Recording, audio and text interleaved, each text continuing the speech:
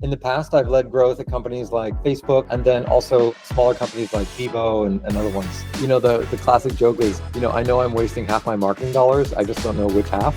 We definitely find that people coming to us from Twitter have like a higher conversion rate because, they saw their friend using it or stuff like that. Like every time I go to Twitter, we're part of like a top 10 AI tools you should start using list. I'm a long-term Dropbox user, but I think I paid only for like a couple of occasions. How are you thinking about converting users like me into paid, or this is part of the game?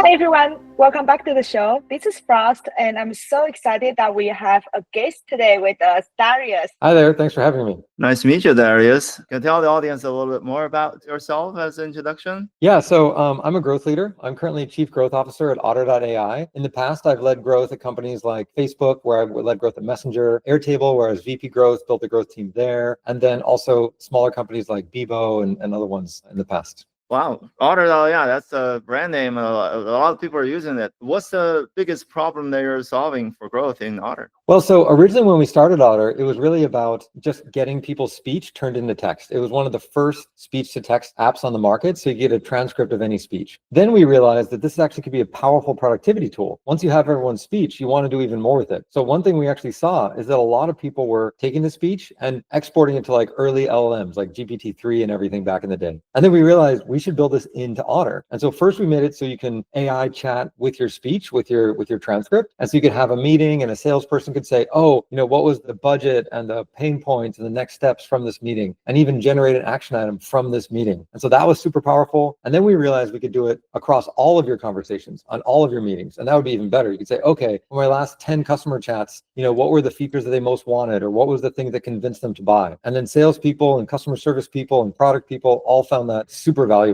I'm curious, like now you're looking into product-led growth here, but I'm curious, how did you even find out what people are using your product for? You said in the beginning they were, taking this and sent to LLMs. You definitely won't have a direct access to those behavior. And how do you even find out what does the user want? Yeah, totally. It's a good question. So two of the biggest tools I have to figure out what users want or what they're using it for is, of course, just talking to the user. So like either our highest intent users who are using it every day, seeing how they're using it, what kind of cutting edge things they're doing or they want to do. So that would be just some user interviews. We'd kind of send out a link, like we'd find people with Sprig who are using the site and then send them a link. Do you want to chat? Maybe give you a gift card. We would record those, of course, in Otter. And then we'd have a nice list of all these user interviews and people telling us what they liked, what they didn't like, what they'd like to see more of. The other one, of course, is looking at the data, saying like, okay, what are people doing? Are they coming back, for every speech or every other speech, or are they exporting? And if they're exporting, why are they exporting? And we can sometimes put surveys up in product, say, hey, why did you upgrade? Why did you downgrade? What are you looking for right now? That survey information in product, or just like looking at those behaviors, can be good indicators of what the users are doing. And then also matching those together. So you say, oh, you exported the transcript. Why did you export? And they're like, oh, I uploaded it to an LLM to ask more questions. And we'd be like, oh, that maybe is an opportunity to make it so they don't have to export in order to do that function. And so as we look at the data and talk to the users, we figure out kind of what they're excited about doing. Also, some of it is just looking at kind of industry trends and what's newly possible with technology and realizing, oh, like we could make this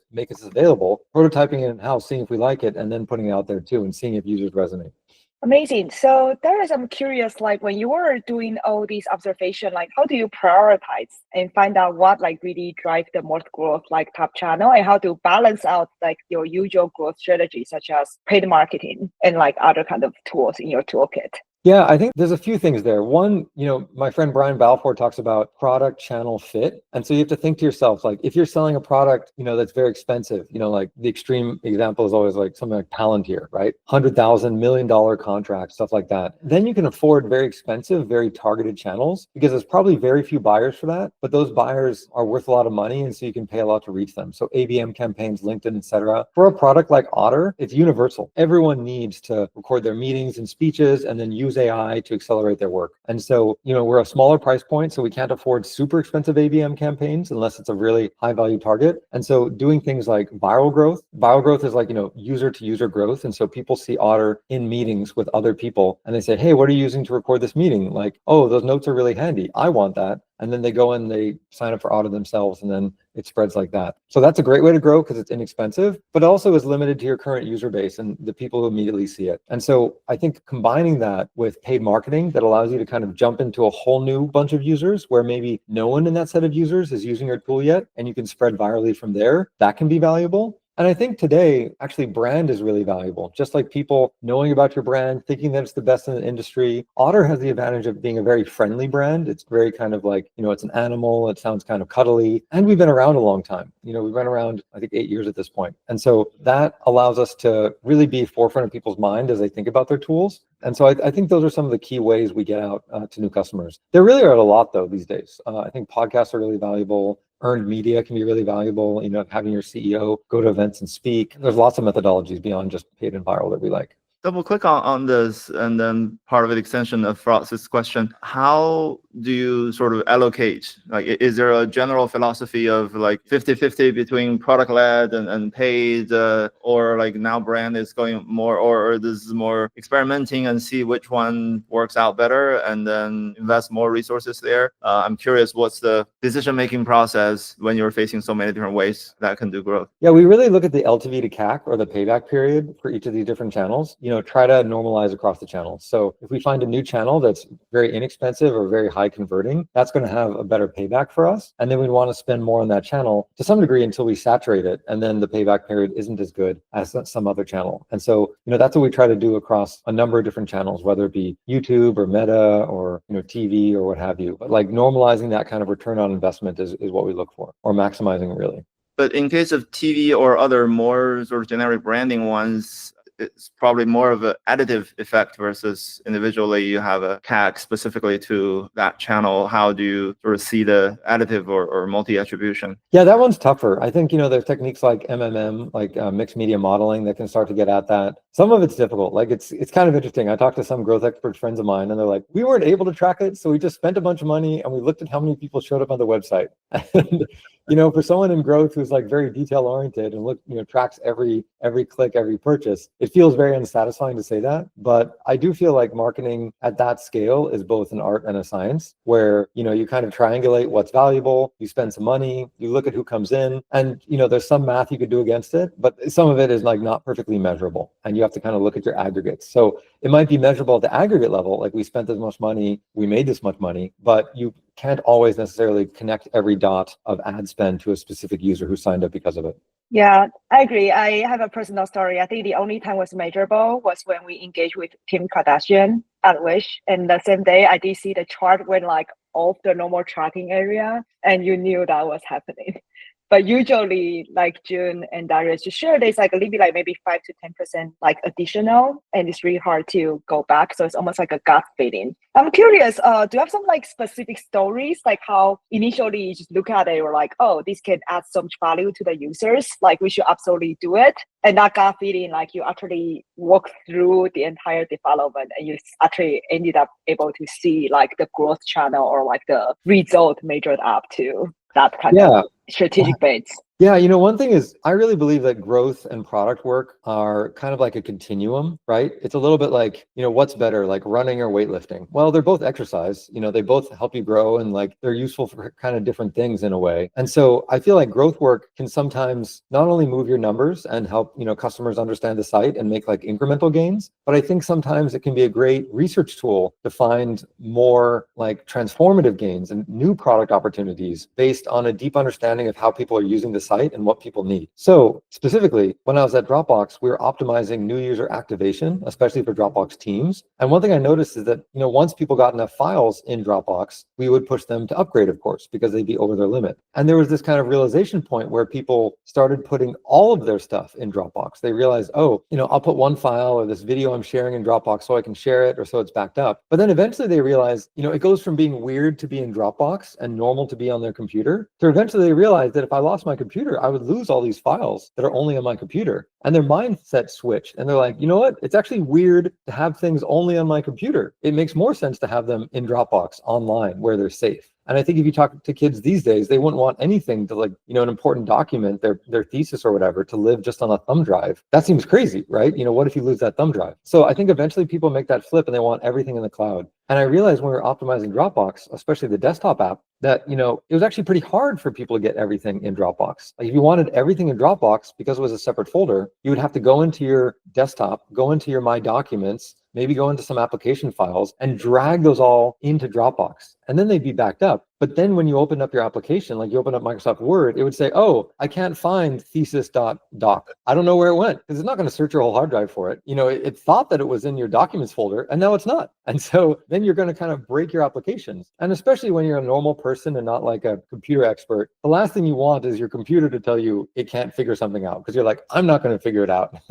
And so a lot of people are very hesitant to just drag all their files over. So what we realized is that maybe Dropbox, even with its history of just being this folder only, not backing up your whole computer, which was kind of the smart thing that it did when it first launched, is be more targeted in the files it backed up. Maybe we need to like flip the model and say, hey, when you install the Dropbox downloadable, do you want to back up your documents folder? Do you want to back up your desktop and anything else you want to back up on your computer? And then you can just go check, yes. And you're like, oh, wow, now they're backed up. They're safe in Dropbox. I didn't have to move them. And also, for us as a growth team, that would put you over quota very quickly. And now we could ask you to upgrade. You're like, hey, you're over quota. You've got 3 gigs of stuff. Do you want to upgrade to store the stuff? And it's a great user experience too, because you're like, oh, great. I installed Dropbox. Everything's backed up. Pay $10 a month. Life is good. Like I fixed that problem in my life. I never have to worry if my files are going to get lost again, because I know they're in Dropbox, no matter where I save them on my computer now. And so, it was a really great user win and monetization win, just accelerating people along the activation curve. And so that's how we came out with Dropbox Backup. It's actually something I realized when I was doing some growth work, and I brought it up to the rest of the company. I was like, hey, should we build this more generally? And it took us a few years to do it because of, some other projects that were gating it as far as like access, etc. But now I believe it's a tens of millions of dollars, if not hundreds, of business a year.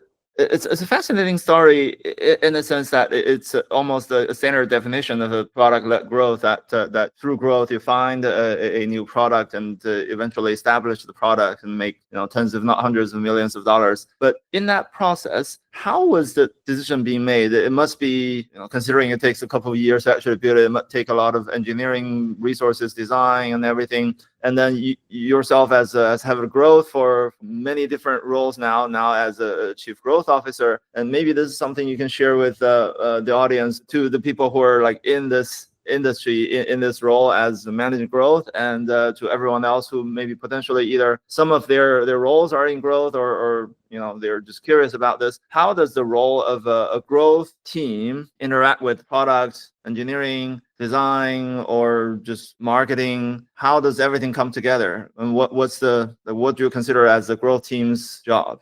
So the way I've done it, and I really prefer this way, is that it's not a separate kind of growth team and product team. So I actually run core product, which is also the growth team at Otter. And when I was at Airtable, I ran like monetization acquisition, which fully owned those services. And there wasn't kind of like a core product team on monetization. We owned the back end, the front end, the payment processing, every aspect of monetization. And we also owned growing monetization. And at Otter, it's actually even better for me, because like the core product, like the website, the mobile app, soon the desktop app, we're going to all have together as they're all under the growth team, which is also the core product team. So that means that we can make great product and then optimize that product to deliver on these metrics with the same team. So it's the same PM, data scientist, designer, etc., who have both these goals of making a great core product and also optimizing it. The like AI team and the enterprise team are a separate team than mine. And so those teams go a bit deeper on those particular areas. So I think it's actually a great overall setup that we don't have to kind of compete with the core team. It's just one and the same. And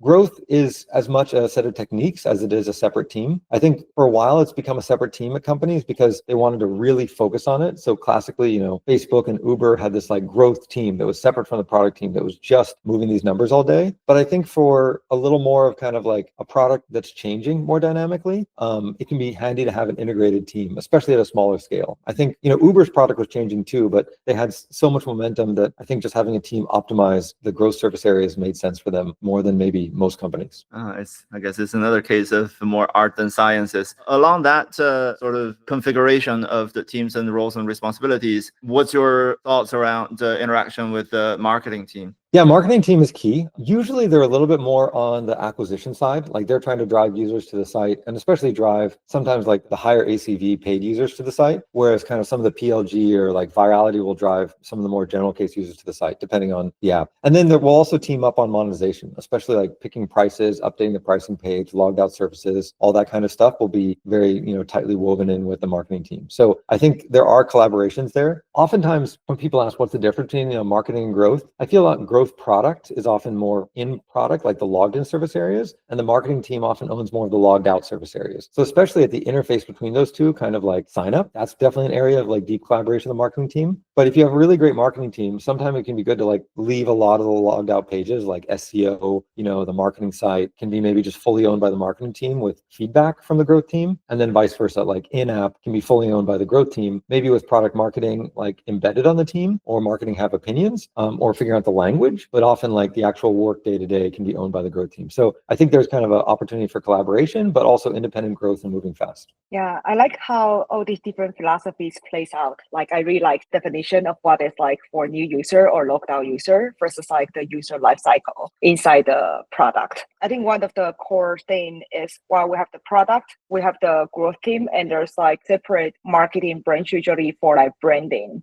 So I just want to clap back to initially when we started the conversation, when we're running like TV ads and all these like less easy to track type of advertising. Yeah. You always fall back to that. And I'm curious, like, how do you collaborate with them and like actually be able to measure together? Yeah, that's fair. So I think there's a few different ways. One, the simplest way is you can just take some of your marketing budget and assign it to brand. You can be like, okay, maybe 20%, we're going to put into brand. We're going to try to like get the message out there at a high level. And maybe we're not going to monitor it super closely. We're going to do things that we think have high reach that, should drive top of funnel awareness, but we're not necessarily going to try to track it at a super detailed level. The other thing you can do is, do either MMM or some other kind of like attachments between the exposure and the timing of, new signups coming in, and you get some like decent but not perfect tracking on it. That I think does make sense when you want to be a little bit tighter on the budget or, spend more money and make sure that you're getting the ROI. So I think there are some ways to do that well. But again, it is a bit of an art and science. On that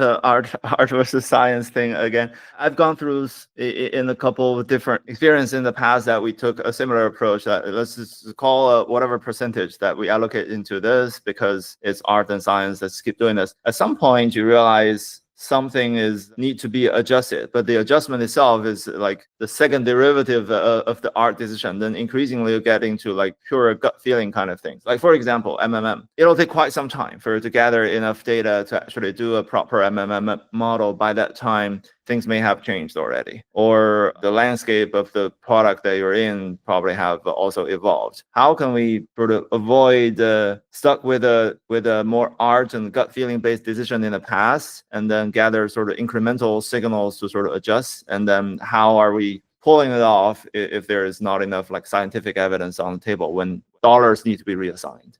Yeah, well, one thing you could do is you can vary your spend on some of these channels. So for instance, like if you think that a certain top of funnel channels could be valuable, like, even like billboards, you could have like billboards up for like in one market for a month or two, and then look at the impact in those markets. You could do a kind of a geo test between those two markets. And if that, if you take the billboards back down and you didn't see a jump up when the billboards came out and a drop when the billboards came down, then it's hard to say that like they really had an effect. So there are kind of like ways you could look at the numbers macro, especially if you do it in like targeted like geo ways. That's not like click tracked, of course, but it would be kind of comparable or kind of like diff and diff comparison. So you can do that. And, you can also, if leadership is really worried about tracking that stuff, you can spend your money on more trackable channels. Most channels, at least these days, have like a pixel you can put on your site that, at least at the time that you run the thing, you could look at the pixel and see what variation in traffic you got. Like, you can install CAPI and other things from different providers that try to do that tracking better and better. And like I said, you can get kind of MMM to try to help you with it. So I think those are the best ones. I mean, the simple technique I've always used in growth, if I don't know something's working or not, is just turn it off and turn it on.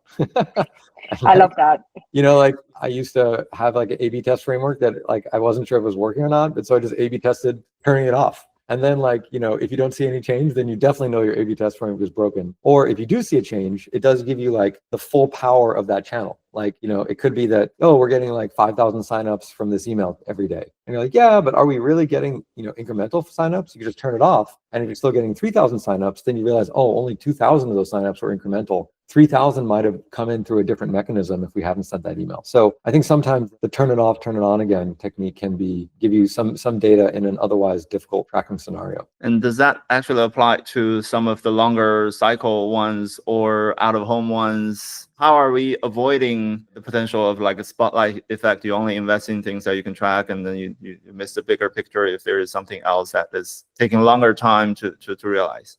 Yeah, I mean, some of that stuff I feel like you just have to hire or learn from the market as to what does work. Like you're right, like when you put like a billboard out there, it might not instantly jump it up. It might slowly increase awareness, and that might also tail off with time. Like it might give you a 6-month tail on that. But some of that stuff, I feel like if you hire someone expert who's done this before, who's seen the numbers going to go up and down, and especially is educated in and experienced with your particular channels, and your particular ICP, then they can do some of this stuff and kind of walk the rest of the team through the trade-offs and what they should expect from a data perspective and a conversion perspective from this stuff.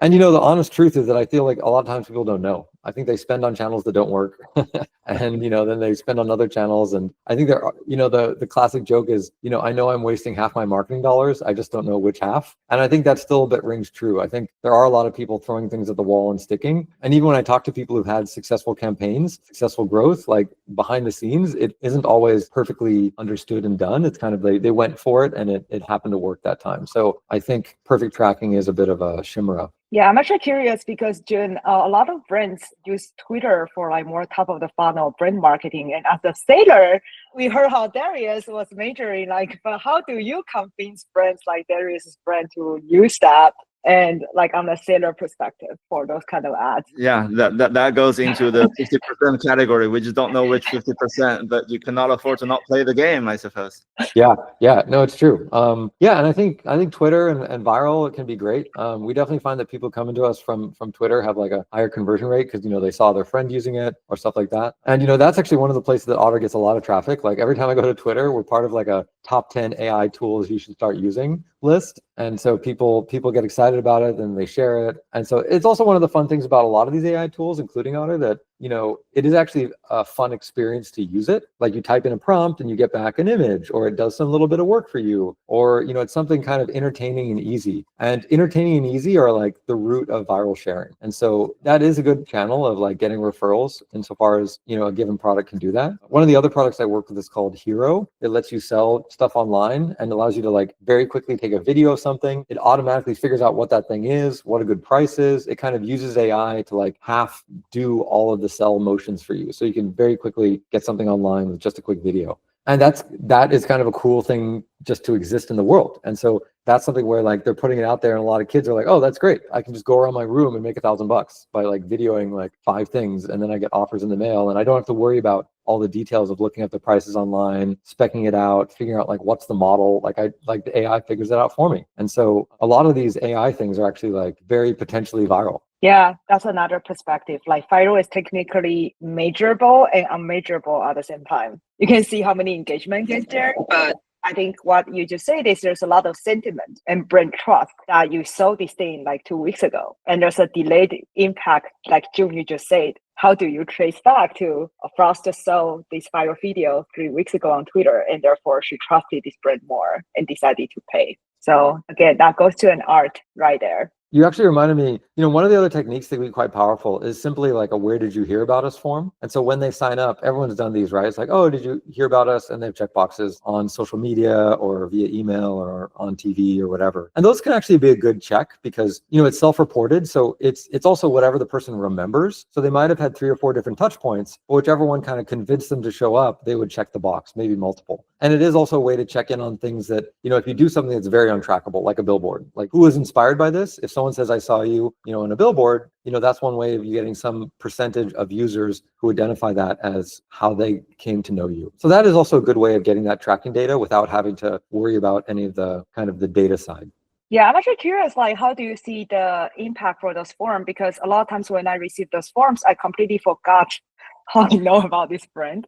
It's not like I didn't want to respond. It's just like has been a while, or the brand is like very well known. So I'm curious, like, how do you design the form and how do you use that to inform your marketing and growth decisions? Yeah, well, the data is always going to be a little bit vague, but like one thing you can do is look at the percentage breakdowns. So if someone like yourself just kind of skips the form, that's fine. You just look at the breakdown of the people you got. And then also you can still look at it by market or by area or by time, right? So if you say, okay, say you're doing billboards, and then it's like, okay, well, how many people said they saw you on, an advertisement outside in this time period? And did that percentage go up from 2% to 5% or what have you during the time that you ran these things, or after the time you ran these things, where people still remember, to your point? And so that can give you some of that good info, even if people don't perfectly report. But it is an extra data point that can help you figure out what's working. So when you have that data point from your experience doing this, where do you hear it from? Hear about us from? What are some cases or stories that you've had that is a surprise to you? Like, this actually is a very helpful data point that I would not have thought that this particular channel did so well or worse than expected. It really depends. I think, sometimes podcasts can be good for some audiences. Like if you can find a group of people who are the kind of people who would buy your software, like those can be good. Conferences, I think, can be hit or miss. I think really the trick is like figuring out who are the kind of people who would use your software and where do they hang out and where do they even kind of look for new things. That is one of the nice things about podcasts is people are trying to learn. They're trying to like understand what's going on with the world, what's news, what should I kind of pull into my world to be better at something, oftentimes with a podcast. You really have to fit your communication to the medium. And so if it's kind of like a Reels ad or something, obviously it has to like get their attention very quickly, be compelling, maybe be clickable, definitely be memorable, because they're going to scroll by it in like 5 seconds, if that. Whereas if you have, a YouTube ad, they might watch it for, they have to watch it for 5 seconds, and then they might watch it for a minute. And so you have a lot more time to communicate with them. And so, the medium really is part of having this message get out there. And again, back to my previous point, you have to think about, what is a real good match for your service. So for us, like, we did attend a bunch of conferences, but there's a lot of work to go to the conference and talk to all these people. And if you can find ones where, your people are there, it can be really valuable. Like going to Salesforce and selling our Autopilot for Sales product, can be really valuable because it's such a great tool for salespeople to accelerate their meetings and help them update their CRM and do all those kinds of things. But, some other conferences might not be as valuable. Like we went to a general AI conference. We did talk to a bunch of people who are interested in AI. So I think we did get some leads from that, but that's just kind of more general. It's not people as targeted as like sales or educational users or other people who are really going to get a lot out of our product. Let's switch into maybe we spent a lot of time talking about like how do we get new users in different channels and advertising, and in your framing earlier is like the pre-logged in. Maybe move all the way to the other end of the spectrum. What's your experience, and if you have a strong opinion on resurrecting old users who no longer use the product? Is it a gold mine to dig into because they already went through the trouble of signing up and use and for whatever reason left, or is it a hard thing to do because they already left and it's not worth your time? No, I think it's really valuable, especially today. I mean, one thing about AI, and maybe generally with SaaS products, there are a lot of tools out there and a lot of them can provide value, but it's also the case where people are still trying to figure out what really helps them and how to use these tools. So one thing we do see is there are some people who are kind of exploratory buyers. They'll show up and they'll immediately give you their credit card because maybe they're a business user. And so $10, $15, whatever, it's not a big deal for them for 1 month to try out a tool. I mean, when you think about it, it's like, really price of a cup of coffee or something, right? And so you're like, okay, let's check out this tool. Let's see what it can do for me. So sometimes people will sign up, pay for the tool, and then immediately cancel their auto renew. And they're like, I just want to try it for a month, right? And then they'll try the tool and they might have a good experience, bad experience, what have you, but then they might continue with it, but some of them fall off. And some of them realize later, oh, actually, I need that tool, and they'll sign up again. And so, it really is a frequent thing where people will actually sign up, cancel, and then come back and use it more. We also see cases in which people forgot, their credit card expired, or they wanted to switch from like a personal credit card because it's so valuable to their business account. So there are a number of these kind of like stop paying, pay cases. And so I think it is really valuable to optimize for that. One thing that process always reminds me is that activation is a long journey. Like it's not just a question of getting them to activate in the first week and then pay you, thereafter, and then they're happy paying customers for life. Oftentimes you need to, not only activate them, but activate them on multiple features that you have. So for us, Otter can record your meeting, but then you can also do these really powerful chats where you can chat with like hundreds or thousands of meetings in the past and pull out a bunch of valuable data. For instance, whenever I talk to my employees about like how they're growing versus their goals for the beginning of the year, I can actually take their goals for the beginning of the year, put them in Otter and say, how has this person improved on these goals? And it will scan thousands of conversations and give me a fantastic summary of how they've improved. And then obviously I'll modify that and have my own opinions. But just getting like a 70% right review is like massively time savings. And one thing AI is truly great at, exploring a large cognitive space. Humans can think about 7 things at a time, right? Famously. But like AI could think about millions of things and pull it together. And the result might not be perfect. It might not be exactly what a human would do, but it's very good at pulling together large amounts of information and kind of summarizing it in one spot quickly. That's kind of the AI magic trick, I feel like, of this era. And so if you put those together, that's actually a really powerful workflow that you would only realize after getting more meetings in Otter, and then also having that once or twice a year reflection period where you think about that. So, this activation journey is very long to get them using the product in more and more powerful ways. And, sometimes they'll use it in one way and feel like they don't need it anymore, and then come back and realize that there's even a more powerful way to use it and then get hooked for life. Kind of like my Dropbox story, like where people would put in 1 or 2 files and then later realize they should just have everything that they care about in Dropbox all the time.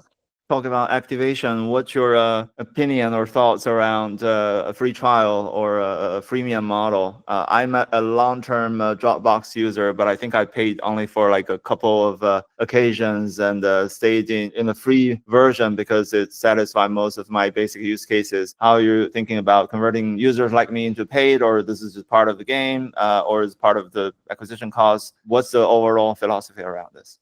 Yeah, well, one way I think about the free plan is really it's an on-ramp to the paid plan. And, for some companies, even the self-serve paid plan is really an on-ramp to the enterprise plan. With the transition you're talking about going from like pretty much non-user to free user and then free user to paid, at each stage, you need to give them enough value that they want to participate. And eventually they increase their use of that value until they want to go to the next stage. And so, for the free plan, I think of it a little bit like a Costco sample. Like, if you go to Costco and they give you that like free like bite of the, frozen dessert or whatever, and you're like, this is delicious, I want the whole thing. But if they give you a whole frozen dessert, you probably feel like, I'm full, I don't want to buy anything else right now. And so the trick is like, how do you give them a bite where they taste it, they understand the value, ideally they keep coming back for more and they build like a habit, and then they hit some barrier where they're like, oh yeah, I have been using this a lot, I do need to upgrade. So, I'm actually less of a fan of just the free trials, like, because, if you have a free trial, you can use it for like 1 to 3 weeks or something, and then it hard cuts you off. That will force a bunch of people to upgrade, in some cases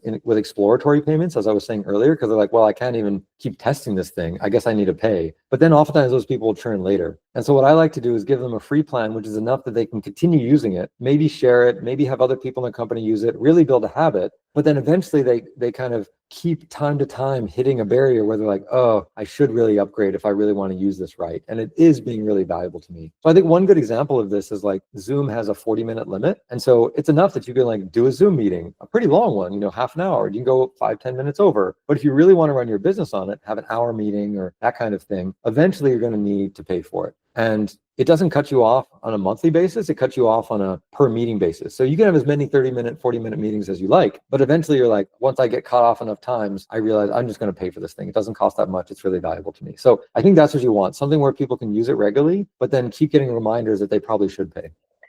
That's great. So I think so far we covered a lot of different perspectives, all the way from product growth to like almost like an art, like brand marketing, to paid marketing, to all these like really fine data-driven measurement. So if you were to give anyone in this AI era like advice of like how to balance all these things out, especially everything moves so fast, I'm curious, Darius and Jun, like what are your takes? I think my first take is just to make something that is not only really valuable from a productivity perspective, but also something that's very kind of entertaining, powerful, and shareable. Like one thing about Otter is that we have a live transcript, so you can actually see the words you're saying come up live, and people find it really compelling. They're like, I just said that. And so you see that with actually a lot of AI tools these days and many others, where it's like, oh, look at this new video model or voice model or something else. And look at this little snippet that you can do with this tool. It's so powerful. And so I think making something really beautiful and instantly compelling, I feel like is like the new marketing technique of the day. And then I would say use inexpensive channels like virality, social, a little bit of spend on social media as you get started. And then as you grow, you can double down on all these channels and eventually go more and more top of funnel as you eventually convert from taking people who are interested to turn them into users, and then eventually go to people who've never heard of your product, not sure if they're interested, and turn them into interested and then engaged users. And so I think I would kind of stepwise grow from there. Awesome. Thank you, Darius. I learned a lot today. To me, what struck me the most is the art versus science. I think we all would agree that this is definitely both an art and science. There is a, maybe surprising to some audiences, that there is a pretty significant component of art on it, but that doesn't really mean that we should not be tracking. I'm impressed. Darius said in the beginning, like, how do we know the user's behavior that's not on the product? Beyond tracking and then building the products and pixels and everything, we should also, invite users, talk to the users, and give them gift cards or incentivize them to interact with us and doing surveys and all that to understand a lot of the behaviors that's not immediately trackable on the product. And then you can turn it on and off. That's another almost like a technical support number one answer. Right? Just if you don't know anything, just turn it on and off again. And then the other thing that we probably didn't really talk too much, but it's almost an assumption with all the product that Darius worked at, is like, in order for you to do a good product-led growth, you have to have a good product. I think that's probably underappreciated.